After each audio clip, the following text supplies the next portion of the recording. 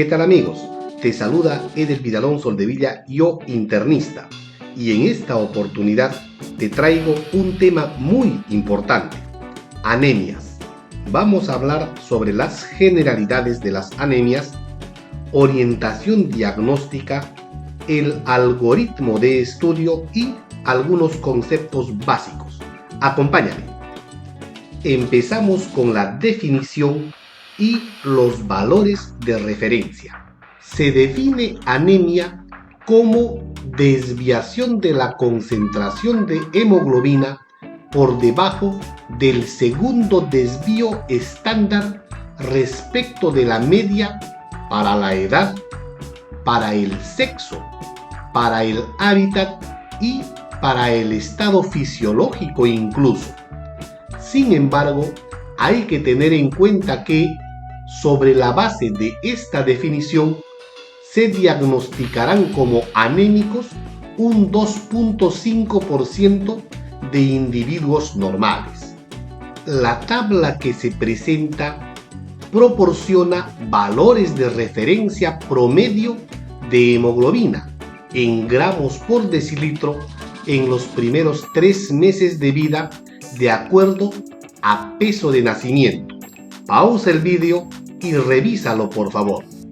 Y esta otra tabla proporciona los valores de referencia de acuerdo a la edad a nivel del mar.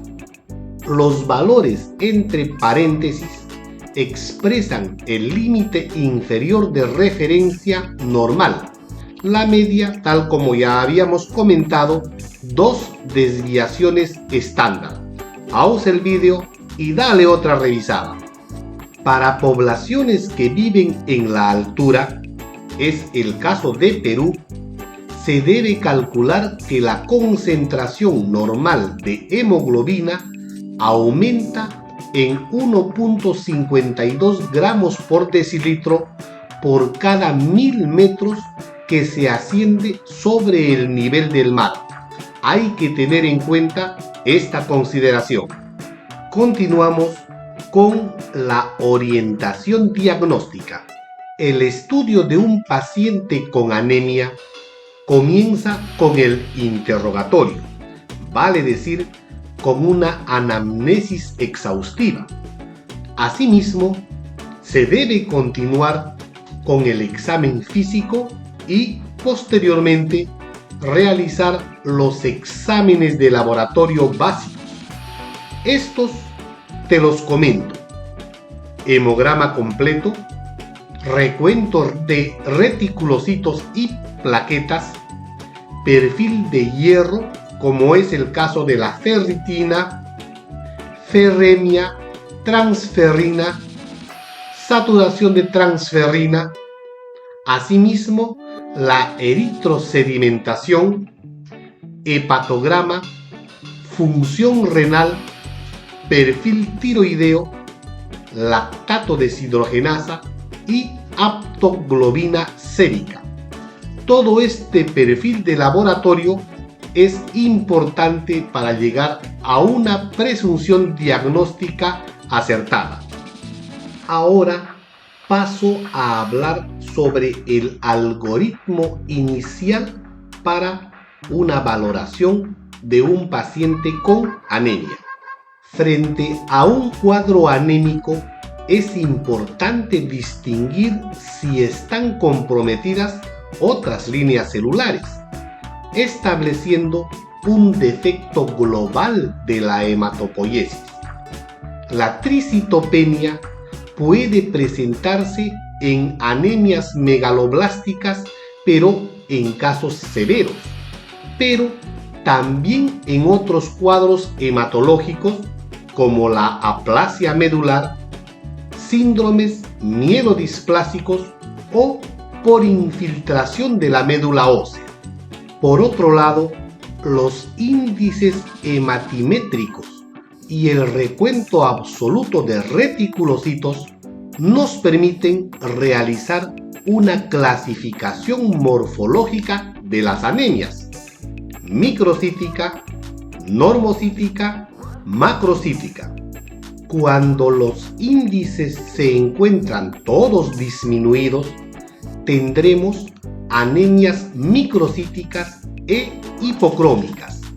Y para tener una idea más aproximada del tipo de anemia, recurrimos a la valoración de la amplitud de distribución del diámetro eritrocitario, ADE. Por ejemplo, si tenemos esta amplitud elevada, nos estará dando datos de que es una anemia ferropénica o una anemia sideroblástica. Por otro lado, si esta amplitud es normal, es muy probable que estemos teniendo a un paciente con un síndrome talasémico o por alguna patología o trastorno crónico. Ahora bien, si la anemia se acompaña de un volumen corpuscular medio normal, o sea, normocítica, echamos mano al recuento de reticulocitos. Si este está elevado, la causa de la anemia podría ser por una hemólisis o por una causa hemorrágica, o sea, una anemia posthemorrágica. Por otro lado, si tenemos el recuento de reticulocitos normal o disminuido, tendremos que fijarnos en la amplitud de distribución del diámetro eritrocitario, ADE. Si este está elevado, podría corresponder a la fase inicial de la deficiencia de hierro, de la deficiencia de vitamina B12 o ácido fólico.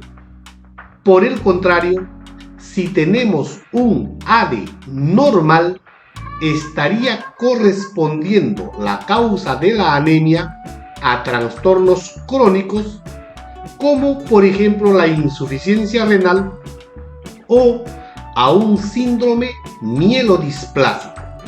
¿Y qué pasa si encontramos un volumen corpuscular medio elevado? Estaríamos hablando de una macrocitosis. Ahí echamos mano también del recuento de reticulocitos. Si este recuento está elevado, estaríamos hablando de una hemólisis. ¿Por qué? Porque la presencia de glóbulos rojos inmaduros, o sea, los reticulocitos, son de mayor tamaño que el glóbulo rojo normal. Ahora bien, si tenemos el recuento de reticulocitos normal, tendremos que valorar el ADE. Si este está elevado, estamos frente a una anemia megaloblástica o a una anemia sideroblástica. Por otro lado, si el ADE es normal, es muy probable que sea un síndrome mielodisplásico. Por último, si el recuento de reticulocitos está disminuido, estará correspondiéndose a un paciente con una insuficiencia medular. Con estas bases orientativas se debe averiguar la etiopatogenia de la anemia, para lo cual se indagarán los antecedentes. O sea, la anamnesis es fundamental. Los antecedentes personales, familiares, laborales, medicamentosos, etc., así como otros síntomas y signos. Por ejemplo, el color de la orina, presencia de úlceras, melenas, entre otros, para solicitar determinaciones específicas que permitan la confirmación diagnóstica. Ahora haremos un comentario breve sobre los criterios diagnósticos. dado que las determinaciones de laboratorio carecen de sensibilidad y especificidad del 100%, cuando la sospecha diagnóstica es alta, se deberán realizar varias pruebas a fin de complementar los criterios mínimos para establecer la etiología de la anemia. Vamos a hacer un breve relato de estos criterios. Empezamos con las anemias carenciales y de estas tomamos a la anemia ferropénica, que encontraremos hierro sérico bajo, capacidad de transporte aumentada, saturación de transferrina disminuida, ferritina sérica baja. Eventualmente puede realizarse medulograma con coloración de PERLS, hemosiderina y sideroblastos negativos. Asimismo, receptor soluble de transferrina, el cual va a estar aumentado, y protoporfirina eritrocitaria libre, que también va a estar aumentada. Por otro lado, en las anemias megaloblásticas, cuando existe una deficiencia de vitamina B12, vamos a encontrar al dosaje de vitamina B12 sérica disminuida. El folato sérico puede estar normal o aumentado y el folato intraeritrocitario disminuido. Mientras que cuando tenemos una deficiencia de folato, vamos a encontrar al folato sérico e intraeritrocitario disminuidos y la vitamina B12 sérica normal. En la anemia de los procesos crónicos o de la inflamación, vamos a encontrar hierro sérico bajo, capacidad de transporte baja, saturación de transferrina normal o ligeramente disminuida, ferritina sérica normal o aumentada, eventualmente aumento del hierro medular y receptor soluble de transferrina sérico normal. Para valorar los trastornos de la hemoglobina, tenemos para la beta-talasemia menor al menos uno de los siguientes criterios: hemoglobina F menor al 10% y hemoglobina A2 entre 3.5 y 10%, además del diagnóstico molecular. Para la alfa-talasemia, al menos uno de los siguientes criterios: diagnóstico molecular o electroforesis de la hemoglobina con banda H y cuerpos de inclusión de hemoglobina H. Para las hemoglobinopatías estructurales, al menos uno de los siguientes criterios: electroforesis de hemoglobina, donde vamos a encontrar banda en posición anómala, prueba de hemoglobina inestable positiva, afinidad de la hemoglobina por el oxígeno alterada y diagnóstico molecular. Mientras que para las hemoglobinopatías talasémicas, al menos un criterio que asegure una alteración estructural más un criterio que asegure el fenotipo talasémico.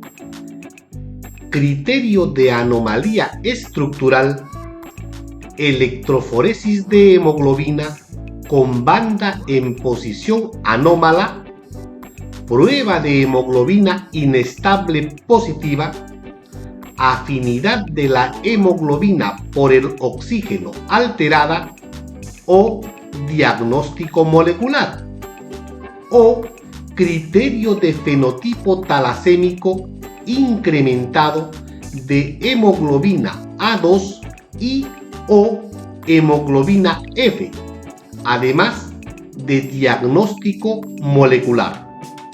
Evaluando los trastornos de membrana, encontramos a la esferocitosis hereditaria.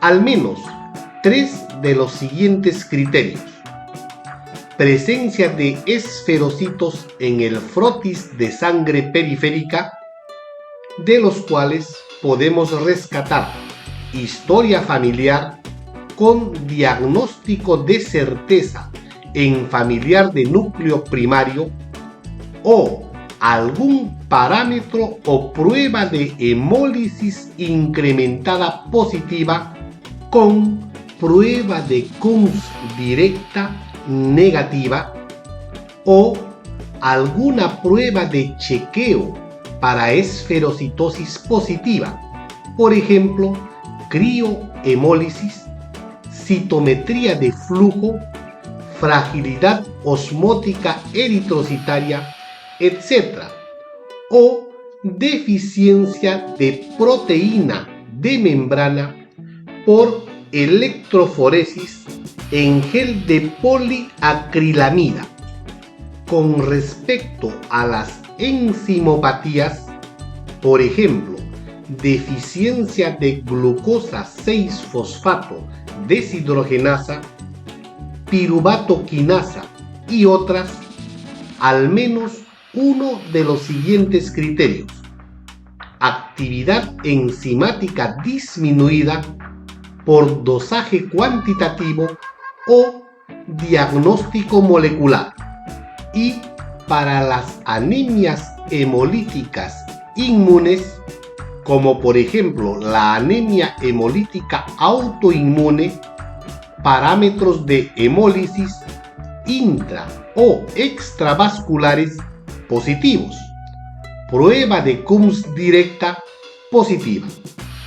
Aquí concluimos este repaso sobre anemias, generalidades y evaluación diagnóstica preliminar. Estoy seguro que va a ser de tu agrado y te va a ayudar mucho. Muchas gracias por tu apoyo. Nos vemos en el próximo vídeo. Ten un grandioso día.